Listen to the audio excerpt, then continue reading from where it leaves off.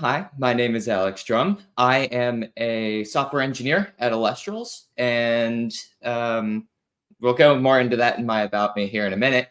But my talk's going to be on game engines, specifically with C# and how you can leverage Rider to dive further into that. So a quick coverage here. This is our agenda for the day. We're going to do a quick About Me. What are game engines? Why am I choosing C# for this? What are some Rider tools we can use for this? We'll dig into memory management and optimizations for memory management. We'll talk about file compression, but in a very different way that can assist with your game engines. And we'll wrap it all up and go over an example. So let's dive into it. First of all, about me. As I said before, I'm Alex Drum. I am one of the software engineers at Alestrals LLC.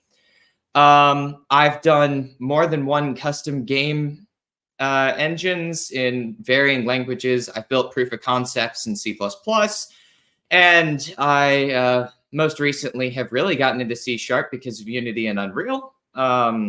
With Unity specifically, I really got into C#, and now I'm here with C++ in Unreal. So digging into that coding background, Unity was kind of where I got into C#. I didn't really explore it before. Unity has created some truly incredible games. Hollow Knight, Subnautica, Among Us. I mean, there's so many mobile games that are made with Unity now, and it's one of the biggest platforms for game development today. So I really wanted to get into it, and I had to learn C# to do it. And my programming journey as a whole started in HTML, which was fun. It's definitely not a C-based language, or really, it's kind of up in the air whether it's a programming language or not, but I think it is. I dove into C, learned how some memory works with C++ and C as I started playing with kind of rendering things to the screen, and learned object-oriented programming when I got to C++ because of the implementation of classes. And now I'm using C# on the regular, especially with Unity if it's available. So let's talk a little bit about the meat and potatoes of what we're going to get into today. What are game engines? Now, this is something that's really important to understand before this talk, because a game engine isn't a game. It's not. It's the thing that a game is built on. And the important part of that is understanding where that line is drawn. So I've made a couple of key points here on what a game engine is. I didn't really go over what it isn't, but first and foremost, a game engine will render objects, either 3D or 2D space, 3D objects, images, literally anything that you can come up with that is going to be displayed on your screen has to be rendered in some capacity. And there's a million ways to render it. I listed a couple under the bullet point there.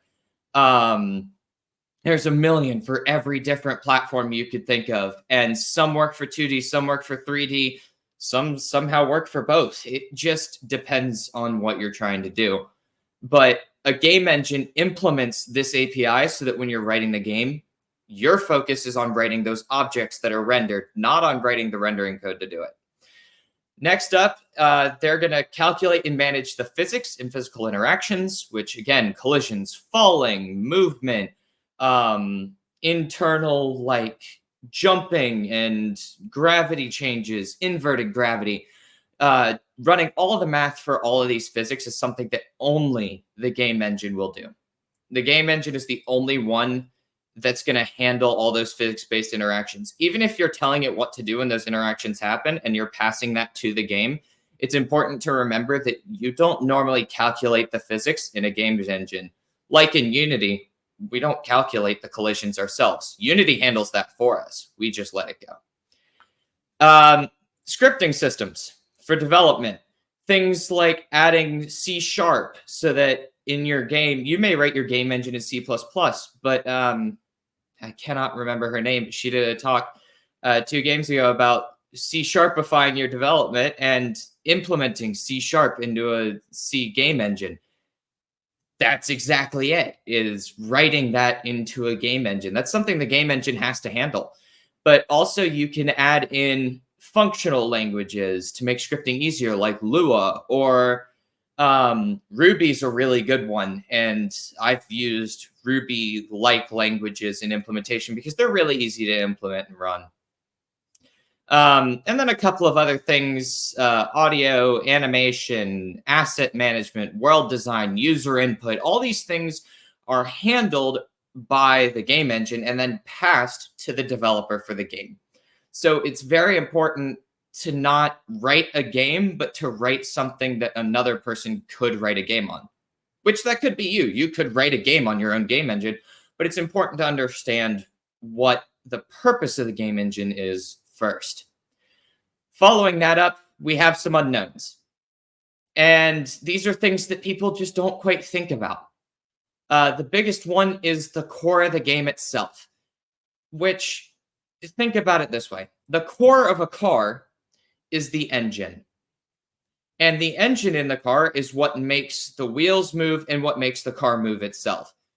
The engine has the ability to take an input, like pressing the gas pedal to accelerate, but it doesn't drive the car for you, which I know doesn't really work in today's day and age, but that's the big thing about cars is it set you up for an input. Someone designed that input for it, and then you can drive it, which is a similar concept to what it is. It's what the game is built on. And I'm going to read this word for word. Bad game engines lead to bad games. And this is something that I will live and die by. If the game engine isn't built to handle the game, then the game will not run like it's supposed to. And it's super important to understand that building your engine can take place over the lifetime of building the game. You don't have to worry about writing the perfect engine the first time. But that's okay. Because the purpose of this is to bring the game engine into the background, make it a shadow. And that's where the memory management comes in. The game engine and the game will both need memory to do what they do. And because of that, that means that the engine needs to take up as little computational memory as possible, be it a processor power or memory, which is what we're going to talk about today, or operations onto the file system. All of these things need to be as small as possible. It needs to be a shadow in the background of the game. And we're going to talk a lot more about memory management later, but it's important to at least understand that the game engine needs to be in the background. And we're going to talk about how to put it in the background here in a little bit. But now that we understand what a game engine is, it's time to talk about the language itself. Why did we choose C#? Why did I choose C#?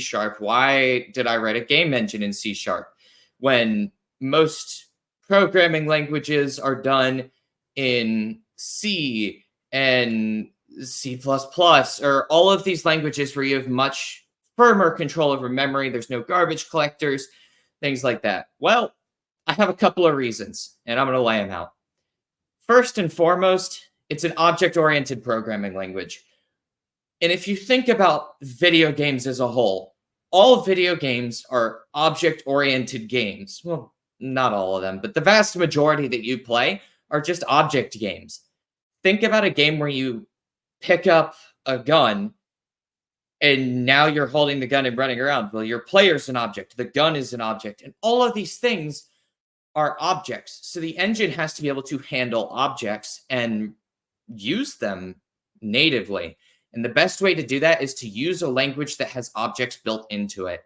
And while everyone is going to be like, but C and C++ are so much better because they have that garbage collector, it's true. But you have to then write your own object system. And most times it's not as good as the pre-built ones, like the C# object language, which has been iterated and tested in we're at .NET 8 or 9 now. Like, it has so many versions of itself that it already has a lot of the optimizations that you would have to spend your time making instead of focusing on building your game. And that's important. It's important that you can take the time to build what you want to build rather than taking your time to write how an object works. But the other part of that is it's still C at its core. It's still a C-based language. A C-based language is a C-based language. C#, C++, C. They're all C languages. And that's important because there is still low-level memory management at every level of this. The difference is that C# implements a garbage collector, which is great. It's wonderful to see a garbage collector in a language, but it does slow you down. And obviously, they talked about the GC time, which is the garbage collector time, which we'll talk a little bit about the garbage collector later. But we still have pointers. We still have references. We still have memory allocation and freeing. We can still do all of these things. It's just a little less necessary, but also a little more difficult to do in C#. But I will actually show a code example of using memory allocation and dynamic memory freeing a little bit later. There are enough libraries in C# that I could not find an actual number on the amount that exist. I did try. I looked around for about 2 days and I could not find a legitimate number. So the best number I could find was tens of thousands. Upwards of 50,000 was the best guesstimate I was able to find. And that's important because we talked about all of those rendering frameworks, OpenGL, Vulkan, Direct SDL, like all of these different things that have to exist. Well, there's already a library for it. You just have to import it with Nugget and you're done. Then you can just use it. And that's a lot easier than in languages like C++ and C#, where we have to really focus in on bringing in the header libraries, building the library, all of these things. We can focus our time on specifically writing our implementation for these libraries, just because we can import them. We also have testing frameworks like NUnit, or I don't think GTK Sharp has testing library anymore.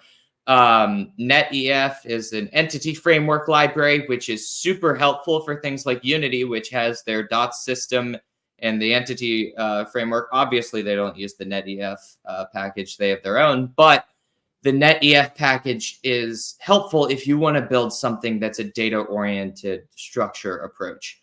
And finally, we'll go to GTK Sharp now, which is something like I'm GUI, which we can use to make tools and like a world editor or a properties manager, configuration editor, and things like that we can build with GTK Sharp. So there's very little we can't do with C# natively. And really, if you think there might be a library for it, odds are there is. At least someone's written one somewhere, even if it's not perfect. So with all of this behind C#, we have all the things going for the language itself. Now it's time to talk about the actual piece of tooling that we're going to use to program it all. And that's where Rider comes in. And as you see in the title, it's game engines with C# and Rider. And really, it is truly one of the best experiences I've ever had. I started with C# on Visual Studio, and it was great. But when I started using Rider, I don't think I'll ever be able to go back because it is just such a nice implementation of all the tools I need in one place. So let's talk about those tools and let's talk about why Rider should be your choice. And I'm not saying that because I'm sponsored or at a JetBrains event, but because I genuinely believe that if you use Rider, you will appreciate it. And here's why. It's all one GUI. We're going to go over 2 more tools after Rider itself, and they're all in the software when I install it. I don't have to install all these other tools on top of Visual Studio. It's right here. I install Rider. It's available to me. And it's all, there's windows built for it. There's tabs built for it. It automatically starts some of these things when I run programs in it. Like, I have all of these options that are built directly into Rider, and it's so helpful to just have them at my fingertips. There's plugins, frameworks, integrations. Like, if you've ever looked at the JetBrains marketplace, which if you haven't, I really recommend you do, there is such an army of free plugins that can do anything. And one of those plugins was actually brought up in the last talk. And it really was such a big and tricky thing to have all of these language servers and bits and pieces that you want, that it feels a little loose to spend your time writing a code server for a language that someone else has already written. So having these plugins that we can just install and then it works is excessively helpful.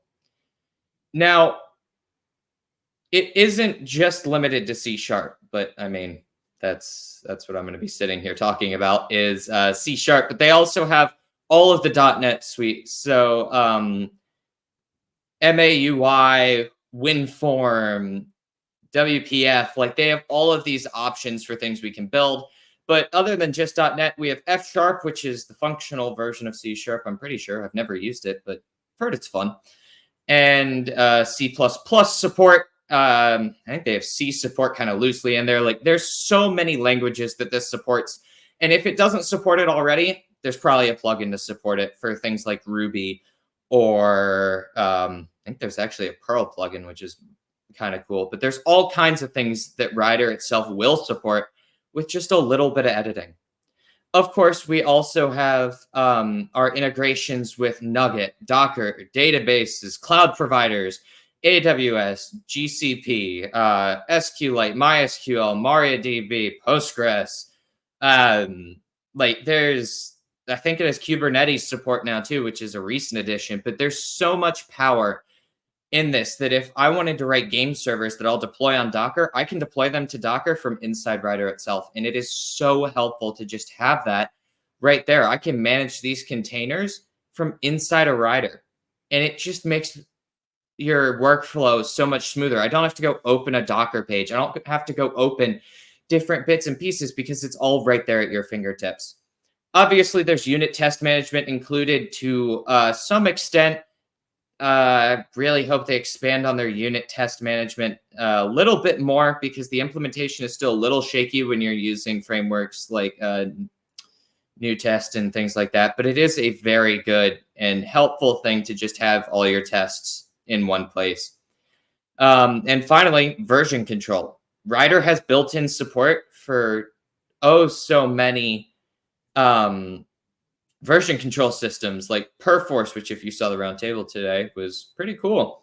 GitHub, GitLab, all of these things it has integrations with to allow you to directly design your Git commits, your messages, your diffs, see pull requests from one place to another, make code reviews in Rider itself. It is just so nice that all of these tools are in one place.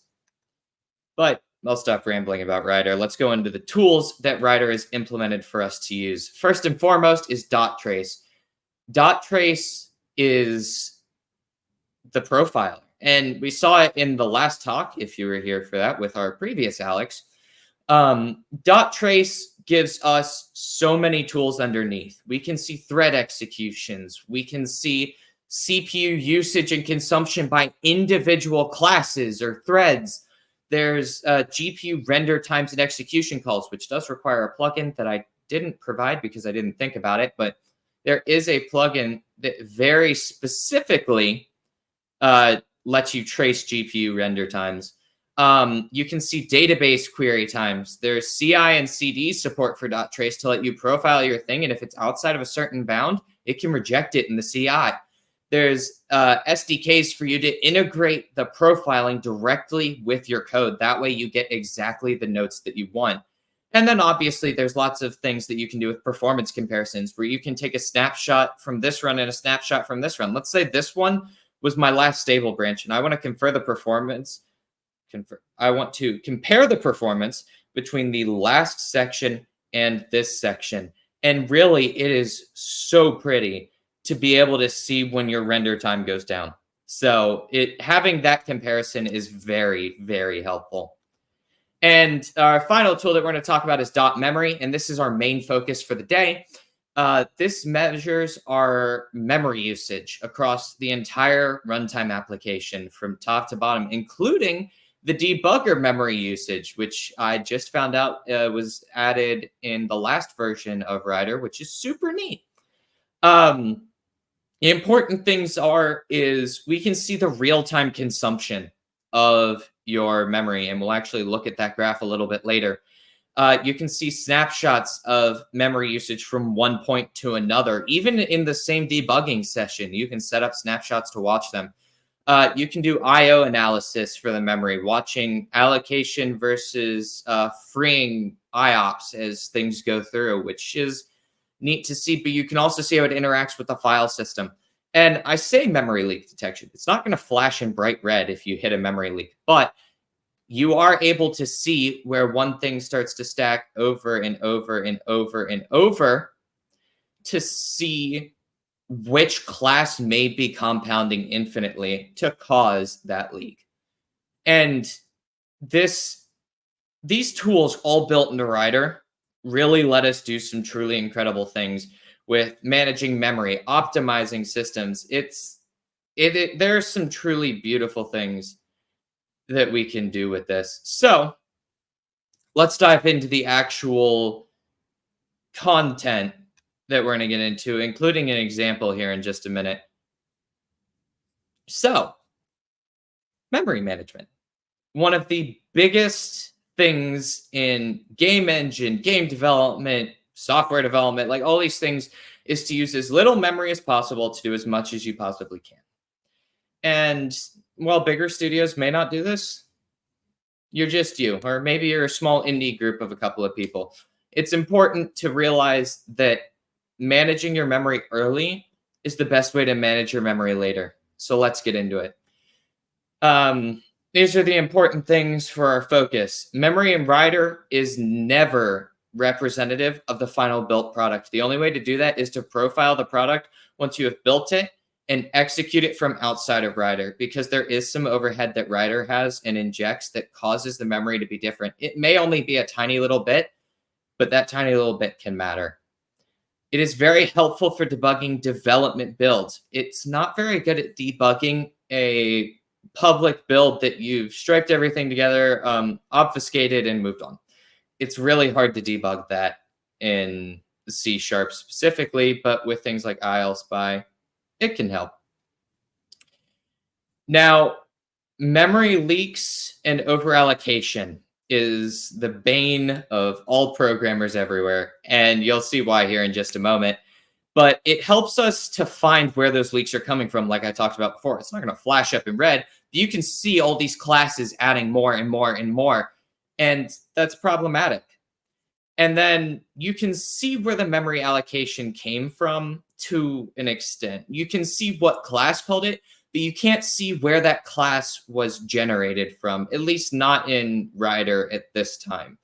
There are some ways to use ILSpy with memory snapshots to do it, but we aren't going to go into that today because that is extremely difficult. And finally, we can test across hundreds of breakpoints, hundreds of frames, and we can watch this memory in all of these places to see maybe when I click this input, it starts leaking. Well, there's where the overallocation came from. And that's the stuff that we're going to look at. So let's talk about runtime memory.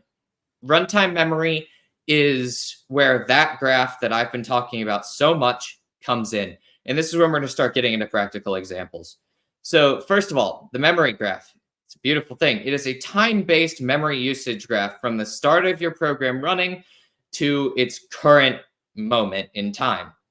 It shows where in the stages, which we'll talk about all the stages in just a second, the memory is allocated and why it is allocated there. And then finally, it shows where the core of your memory usage is. It's kind of neat. Finally, what are heap generations? We see them here. We have heap generations 0, 1, and 2. Obviously, unmanaged memory, total used, and LOH and POH we'll talk about in just a second. But the heap generations are important to understand because it's where the garbage collector goes to free memory. And if you understand where things are and where they're allocated, it can help you move things in those allocation layers to shorten garbage collector time. So, generation 0 is the extremely short, very temporary, like it's going to be there for, I don't know, 4 or 5 seconds, and then they're going to cleanse it. Or maybe even less time than that. A lot of things like dynamic variables that are only going to be used once, like all of these individual pieces that may be a single function call or this, that, and the other are going to go into heap generation 0 when they're needed. And then the garbage collector goes there and removes it first because it's not needed anymore. So it's going to go away, which means that this one is generally where we see not the most amount of memory stored, but a large amount of it. Secondly is generation 1. Generation 1 is kind of the buffer between generation 2 and 0, where memory kind of sits in limbo. It's been here for a little bit, and it's going to need to be removed by the garbage collector soon, but we don't want to remove it yet. So it's going to wait in generation 1, and we'll go to generation 0 when it's time for it to be cleaned up, or the garbage collector gets to its generation 1 cleanup. And finally, generation 2 is the long-lived data, static data, like your static variables, an object that exists for the entire time, like your player object. I don't know what these pieces all are that may fit into this, but anything that's going to exist over the lifetime of the game will go into generation 2 because it just stays there. That only goes into generation 1 if it stops being used, and then it gets put into generation 0 and removed. And this only happens occasionally. Things that live in generation 2, there's very, very few things you'll see in generation 2. That's why in that graph right there, there's 0 megabytes in it. There's actually a couple hundred kilobytes, but there's no megabytes in it because it's so small that there's no need to put a lot of things in it, which is why we don't really focus on generation 2. Now let's talk about that LOH and those POH values. LOH, or the large object heap, is any object allocated over 85,000 bytes in raw size, which, by the way, is truly ridiculous if you allocate a single thing over 18 megabytes. But it does happen. I understand. So we're going to talk about it. The garbage collector does not compact the objects in the LOH at all. It stays in its raw form, which, as I listed here, it causes fragmentation, but it also heavily causes over-allocation. This is where the biggest of the over-allocation is going to come in, is in the LOH section. So that's one of the sections that you really want to watch for lots of memory. Logically, it's a part of the generation 2 heap, which means that it can be deallocated to generation 1 and 0 for cleansing, but it is logically going to show up in heap generation 2. Finally, we go down this list, is the POH, or the pinned object heap. The pinned object heap is the newest form of memory sections in .NET. It was added in .NET 5, and it's used to allocate anything that someone defines with the garbage collector to allocate. That's because it pins this memory. It keeps it here. We want to keep it and make sure it stays. POH is used to reduce the impact on the LOH because the LOH causes fragmentation, and on the 3 generational heaps. It also does compact the pinned object heap to a certain extent. It doesn't do complete compaction like it does in the heap generations, but it does compact it to some extent, which the LOH does not do. Logically, again, it's a part of generation 2, but it has a separate garbage collector budget, so it will not deallocate to generation 1 and 0. It'll be garbage collected by itself separately. Let's talk about why it's important, and then we'll get into the practical examples. Runtime memory is where the leaks show up. And I'm not going to go into it too much, but most programmers will understand why leaks are so dangerous. And if you've ever had a blue screen, then you probably understand why memory leaks aren't great. Runtime memory is dynamic. It scales over time, meaning that if you have something that lives for the lifetime of the application, then other things are just tacked on top of it over and over, especially if you keep adding things to that LOH heap. It stays there forever. which means that it can grow rapidly as the program expands. And then profiling a running game is incredibly difficult. So how do we profile a game? How do we profile a running game? How do we track down a leak, and can we prevent leaks? Ryder answers all three questions I just asked. And we've talked about how we can prevent leaks a little bit, but let's go into it a little bit further with probably my favorite tool in all of Ryder. Oh boy. The class system. So let's talk about what we're looking at really quickly. The first column shows the C# class name. I have specifically omitted one piece of it. I omitted the thing before localized string, and that's because it's a piece of the game engine that this came from. So that is all the class names. We see system.byteArray, we see system.string, we have my render GUIs for glyphs, we have packed glyphs, we have dictionaries, int32 arrays, object arrays, we have all these things. The size on the right is in bytes, which means that larger numbers are actually a lot smaller. But it is important to know that that size can fluctuate.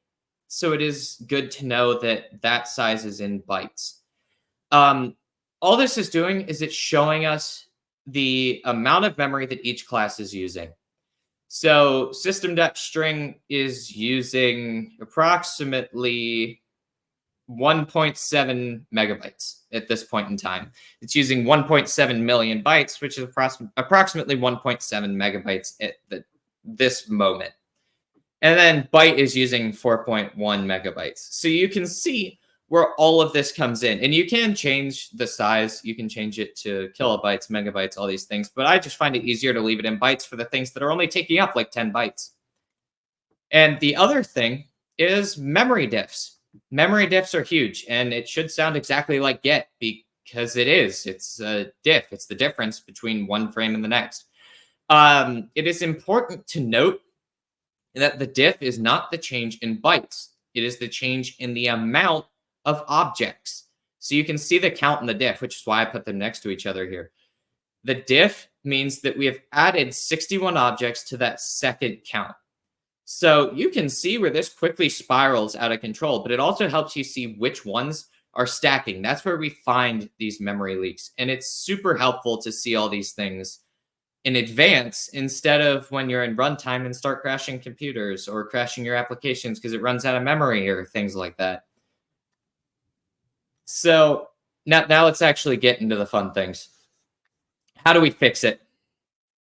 C# does a lot of it for you. C# has a built-in garbage collector, and it should catch a lot of the things that cause memory leaks, but it doesn't catch all of them because it's a managed garbage collector. Let's say you keep allocating things to the large object heap. Well, the garbage collector won't catch that. So if you're constantly allocating to the large object heap, it's going to be messed up, and there's really no way to stop it.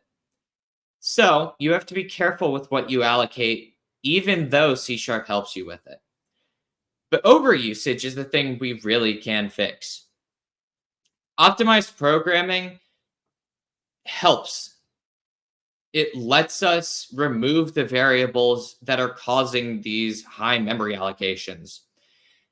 On top of that, it also lets us compress our external data to better use our I/O resources. One of the biggest memory consumers is file operations. And we're going to talk about file operations in the file compression section here in just a couple of minutes. But it's good to know that if we compress our external data, we can reduce these I/O resources. And that optimized programming is something really important. So we're going to talk about optimized programming. Let's get into it. Optimized programming is important, and it's important to understand why we need to optimize our software before we implement it. So let's talk about classes and structures. So we're getting into real code now. Classes take up a ton of memory, like a ridiculous amount of memory. And that's because it has to have all of its functions, all of its properties, and then all the stuff for just the class itself and all the overhead for what it implements and what it has in it. And it's a lot. Classes just take up a lot of space. And they have a lot of scaffolding, especially in C Sharp. In C Sharp specifically, they have a lot of things built around it to make it easier. Now, the best upside to classes, which I list below, is they pass values by reference, which we're going to talk about in the next slide. So we're just kind of going to skim over that. Structs, we're going to talk about why structs are so important in a little bit, but structs are designed for data types. They're designed to handle collections of data variables, and they're designed to handle like 32 variables in one and compressed to very small sizes. The issue is, though, is they aren't as modular. We can't add as defined interactions between structs, and it's really just, if the struct is just for data, it's not for writing functions around it, but we can work the two together. And it's important to talk about references so that we can link them together. And I like my title on this one specifically because references are amazing most of the time. They have some issues. And look, here's why. Passing a thing by value means that we can we can modify the value as much as we want, and it doesn't change the original variable. Passing things by reference means we're changing the original variable.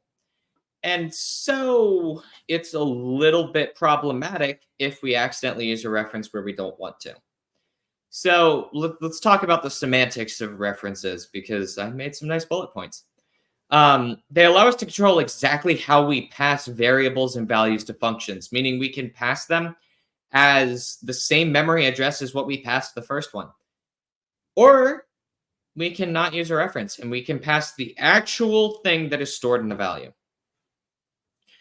Structs and references, meshing them together, reduces our runtime and allocation memory. And that's what I wanted to talk about. Classes pass things by reference. So if we pass a struct by reference to a function, then we're passing all of the values in that struct as a reference, meaning that we use less memory. And we're going to talk about references and why sometimes we want to modify a reference back to its original form in the next slide. But it is helpful to understand that references, you're modifying the data that you passed in the original function and in this one.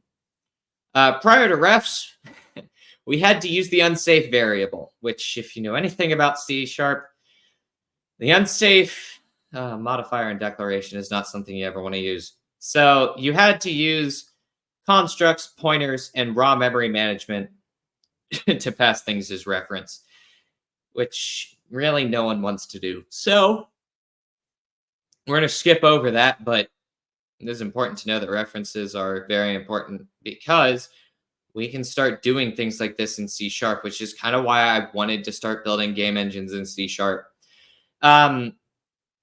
Passing and returning references means that all the memory is in one place. Technically, you don't ever have to return a reference. If you modify the value and then just return out of the function, the value's modified in the main function that called it and in this function. So you would still want to return it, but you don't have to. And finally, references have a value safe context, which means they don't escape a thread safe instance. Specifically, they will not break out of a threaded reference. So if you have 5 threads open, you cannot pass a reference between 2 threads. So you have to pass it by value between the two. But it also means that if you alter a reference in one, it will not change on the other for the most part. There's some nuances with that come with thread safety, but we aren't digging into thread safety today. But references are crucial because of object pools. Object pools are what allow us to have a set. Let's say we have a set of 10 objects. We're going to write 10 new object variables. When we do this, we are only going to use these 10 objects. So if we have 10 objects displayed on the screen, there are these 10 objects in this array. Now let's say we want to change one of the objects.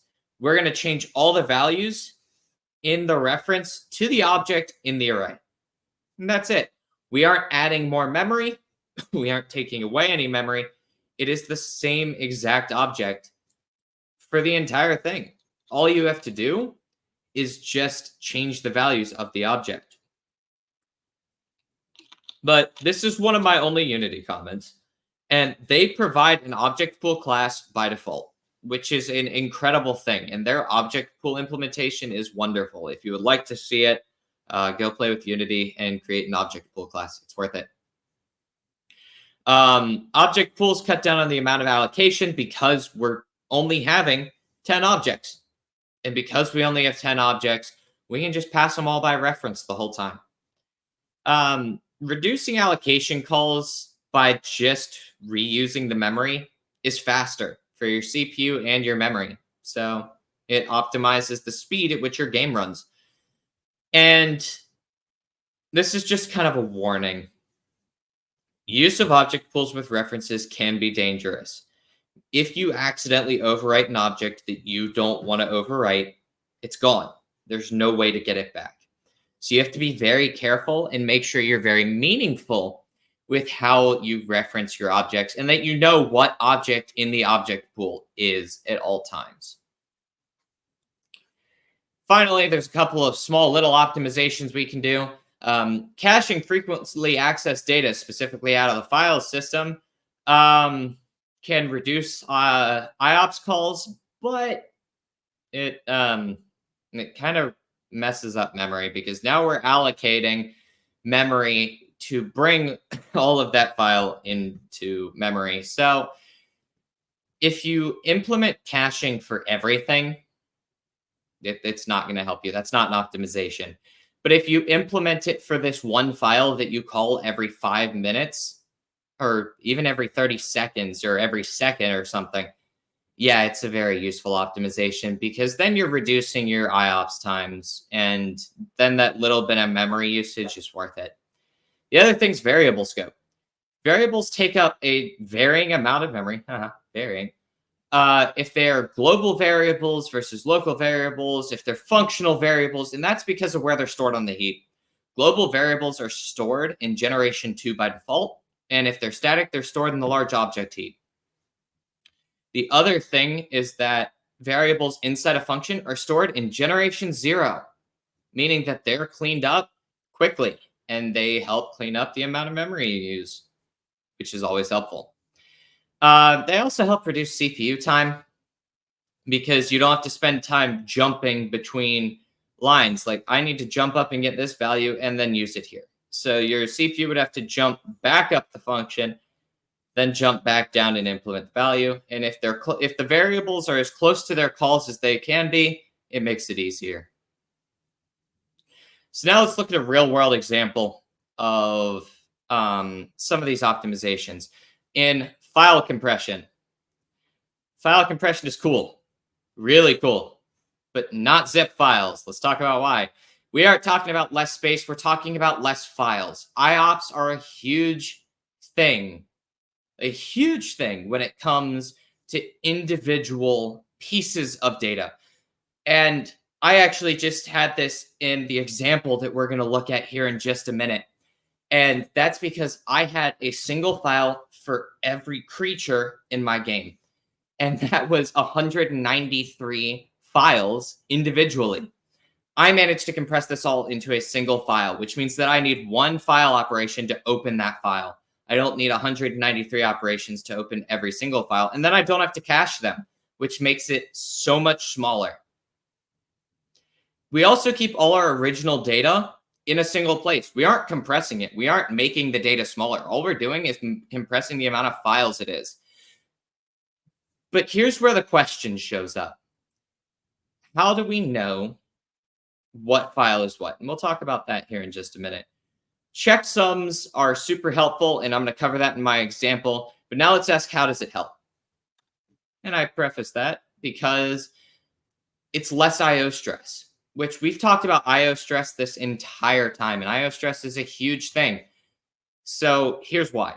The biggest memory consumption comes out of accessing a file on your file system.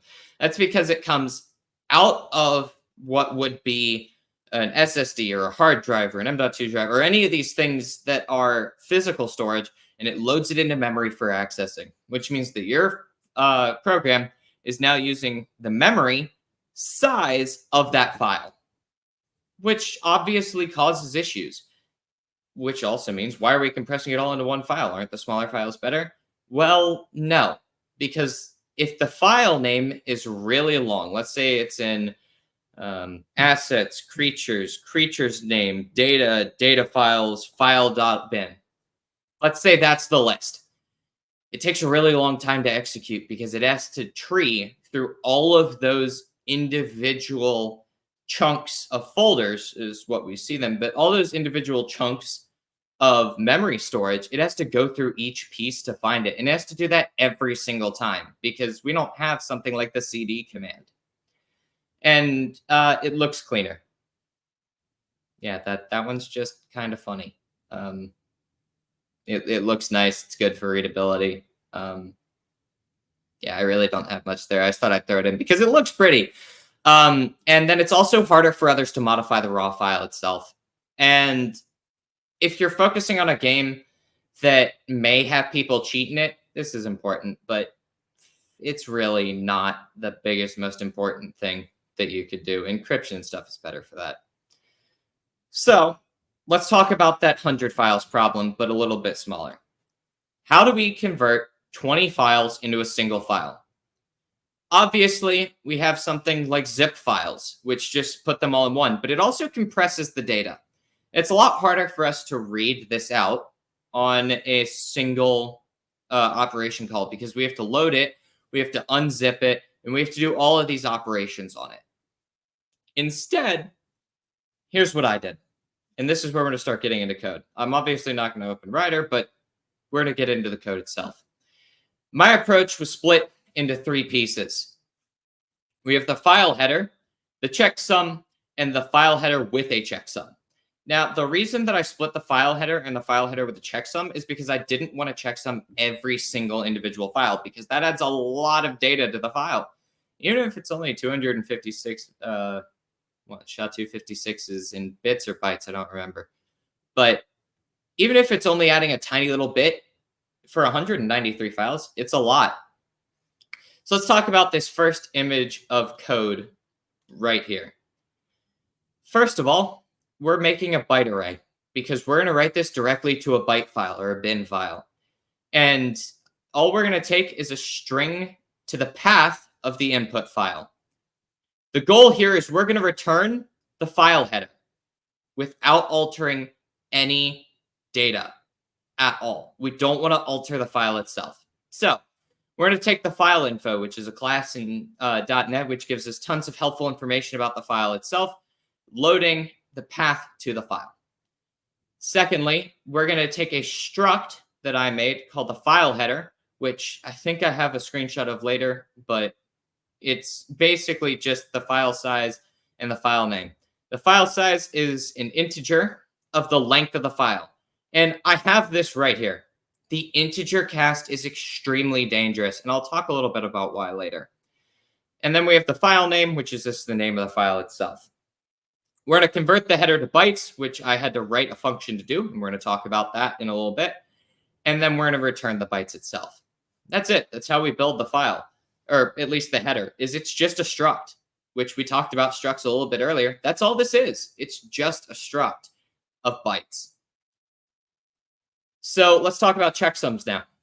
Checksums are going to help validate the data in the file itself. If the file bytes don't match the checksum, something is wrong and you should rebuild the file or re-download it. This helps prevent cheating. The checksum I did off the file stream. There's a million ways to make a checksum. This is how I did it. Oh, look, I wrote it in. SHA-256 is built into .NET, which is extremely helpful for us because that's what we're using for our checksum. It's 256 bits of data, generally used for password hashing, and it will come out the same if the file is unmodified. So if you throw the data in, it will come out the same every single time. That's why checksums are so helpful. So we're going to make a file stream from the file path. We're going to open it and read it. We don't need the ability to write to it, so let's only open it to read because it uses less memory. Then we're going to create a SHA-256 method, or we're basically allocating the memory for a SHA-256 string here. We're going to take a byte array, which is our hash bytes, and we're going to compute the hash of the file stream into our SHA-256 variable. So using this converter, we're going to compute the hash of this file stream, which returns a byte array of the actual checksum bytes. We're going to take a bit converter, convert it to a string, replace all the dashes, because it does use dashes, with just nothing, because we don't want the dashes in there. They take up a lot of memory, dashes specifically, and they're just harder to read. So there's no point in including them. And then we're going to do it in a to lowercase method, which you don't have to do, but I choose to do all my checksums in lowercase so that we don't have the uppercase. As a note, SHA-256 generates them in all uppercase. It does not generate a uppercase and lowercase character in the same string. They're either all uppercase or all lowercase, and I just want to lowercase them because it looks better to me. Finally, the second file header. The second file header is the one with the checksum. So you can tell it has a file header CS, which is checksum instead of no CS. It's the same implementation up here and below. The only difference is we're adding header.checksum equals that calculate checksum function, and we send the full path of the file. Let's talk about this cast right here. Why is it a bad thing? The file length is a long because the actual amount of bytes in a file can be long enough to overload an integer value. Because of that, we have this simple cast right here to convert to an integer. But that's dangerous because if it's greater than the size of an integer, it will fail. You should implement this with a long, but I didn't want to write a way to convert the long over. Yeah, SQLite databases can be up to 3 terabytes. Yeah, with that size difference, it's dangerous. And so you really want that to have the space to grow. So I would re-implement this with a long if I was building for production, but I just wrote this as a quick example. Finally, let's talk about the full compression. Now that we actually have the code to generate, and I know this is really small, I apologize. We're just going to take the output stream, which is the file that we're writing to. Obviously, I have hidden a lot of information in this, unfortunately, but it is some code that I didn't want to show, mostly just string names. But we're writing the file header, which is building this header right here, and then it's going to write it out to that stream. And I'm going to show the actual code for how we take the 2 bytes in the next slide.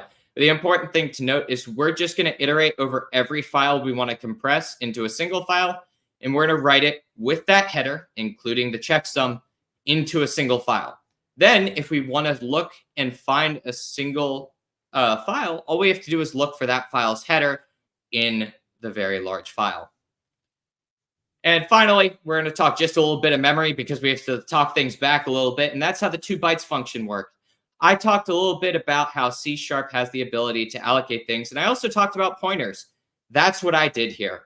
What I did is I wrote an allocation script to individually allocate the data. That way I can convert something into its bytes. May not make sense, but I promise it is a beautiful thing. And this code is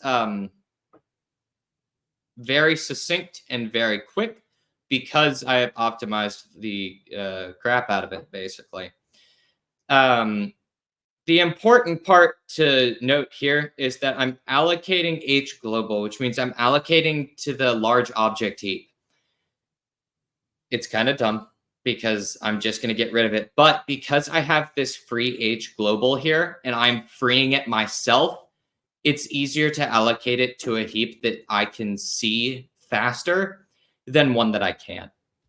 So all we're going to do here is we're going to take the size of the struct, which is the size of it in bytes. We're going to create an array of the size, which is the amount of bytes that it's going to be. We're going to create a pointer, which is just a memory address of the size that we need. We're going to convert the structure from the file header CS into a pointer, which we're going to convert it in its data into this pointer here. We're not going to delete the previous struct. That causes a lot of issues, so be careful with that. And then we're just going to copy the pointer data, the data from the pointer to the array from the first value, and its length is the length of the struct. Then we're just going to free the data and return the array. And that is how we convert it to bytes. And a lot of methods have a 2 bytes value into it, but this is easy to do. So all we're doing here is creating an array, putting the structure into it, and then returning the array itself. And that's all we're doing.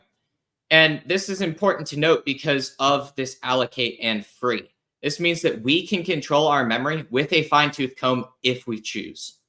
And because of that, we have the opportunity to have very fine-tooth control over memory if we want it, but we don't always have to. And this is just one such case where having that individual, like byte by byte memory control is helpful. And this is just some code to show you how to do it. The Marshall class is what comes with .NET. It is how you do all of the individual memory-based allocation and freeing systems.